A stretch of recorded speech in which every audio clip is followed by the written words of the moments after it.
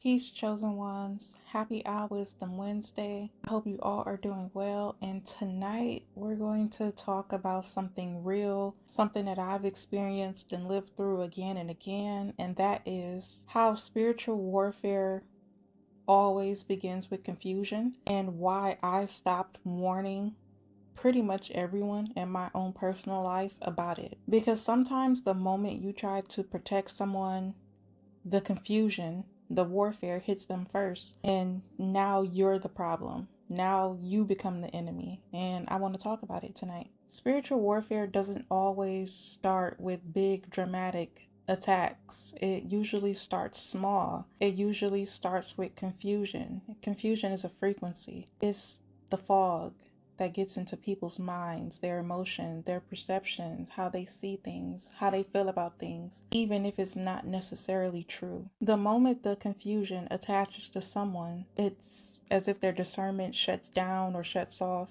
They can't hear the Most High clearly. They can't hear their intuition clearly anymore. They can't feel their intuition. They can't recognize who's for them versus who's against them. And that's the whole point of the spiritual warfare. Warfare needs confusion in order to succeed.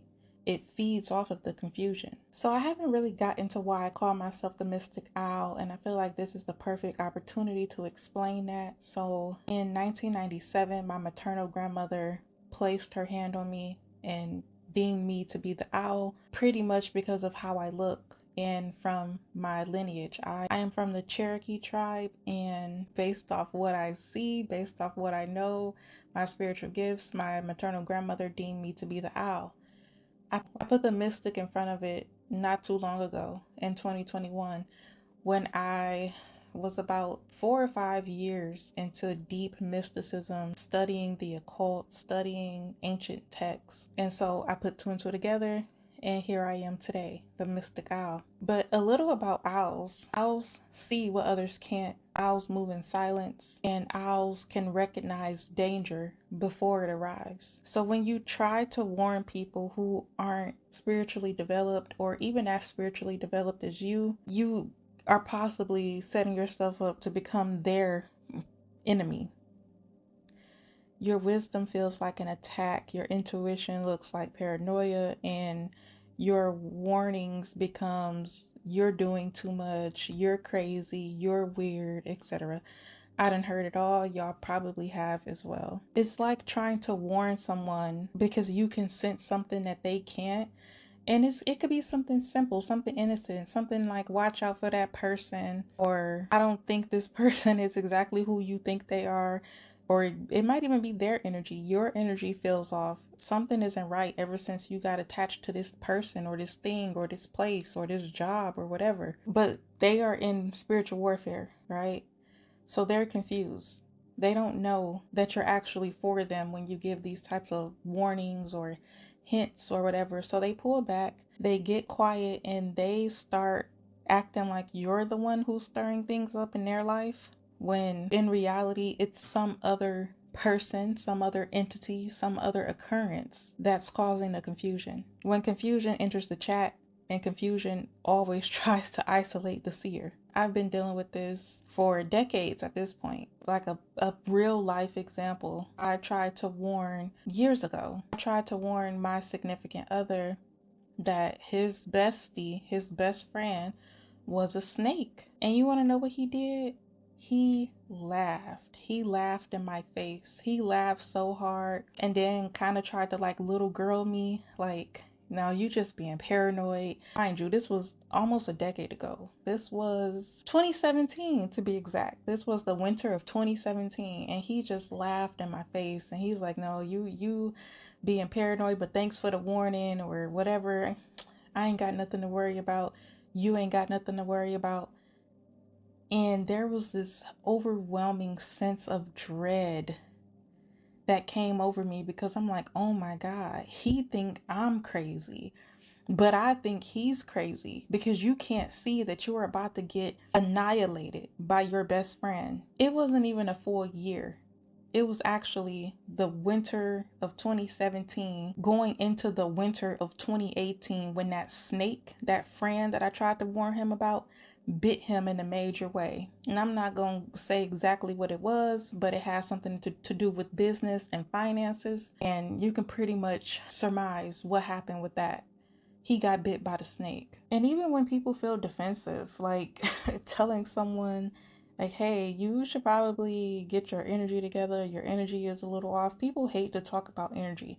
Like, when their energy is actually off, I notice that they hate to talk about it. They hate for other people to point out that your energy is off. And this is why people such as myself find ourselves alone a lot and we isolate a lot, because we spend a lot of time, effort, and energy in our own energy and making sure that we're vibing high, making sure that we're operating on a certain frequency, a frequency that you need to successfully navigate the matrix, basically. Some of the other reasons I stopped warning people in my real life, if I do give warnings, 9.9 times out of 10, they're on social media. And if the person catch it, they catch it. If they don't, they don't. I had to learn not to take other people's downfall so serious because it had nothing to do with me. Now, if people want to ask me something spiritual, I am on the money with it. Like, I'm available 9 times out of 10. I'm gonna probably get back to you in a timely manner. But as far as me reaching out to people about warfare, absolutely not.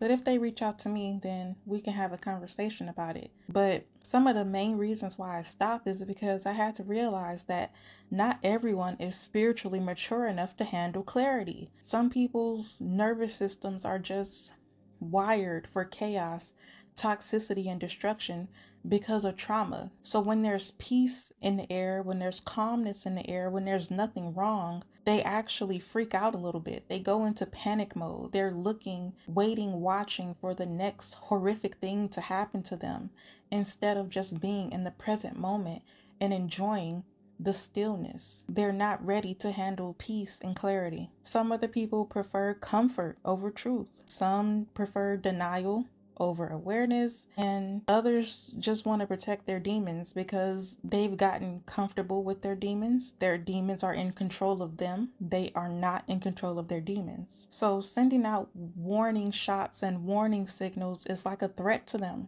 They don't want to let go of the pain because they've been holding on to it for so long. And that's the thing, like, I understand letting go of hurt and pain can be scary, but it's also necessary. So I stopped giving warnings. 99% of my warnings are on social media. I'll also link my Instagram in the description box below.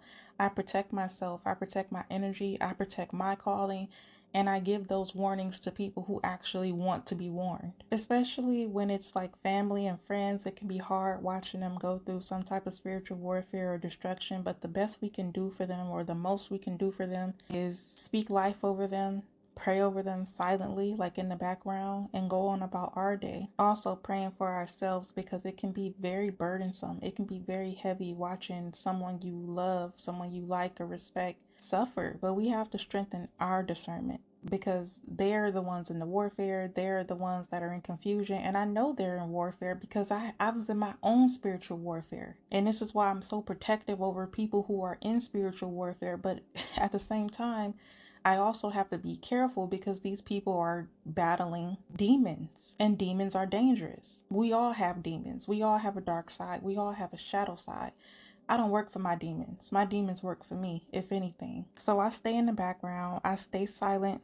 I stay elevated. I stay protected. I watch over my own life and my own energy. And I put out messages on social media. And for those who need to hear it, even if it is my family or friends, they'll hear it. It's still coming from me. It just won't be coming directly from me. And that's another thing. It's not that people don't want to hear the truth. They usually just don't want to hear it from you or directly from you. So they rather listen to you on the internet. And that's fine. That's why I'm here. So if you're an intuitive, a seer, a mystic, and any other owls out there, spiritual protector, healer, whatever, we have to realize and accept that our gifts are not for everyone. Our warnings are not for everyone. And the visions that we have are not for the confused when they are not seeking clarity. So protect your peace, protect your calling, and remember, The owl is never confused. The owl sees in the dark. The owl is always 10 steps ahead. So if you stay to the end, thank you so much for listening. Please make sure to hit the like button, share, subscribe, and I will talk to you all next week on the next Owl Wisdom Wednesday. Protect yourself, speak life over yourself. I love you. Peace.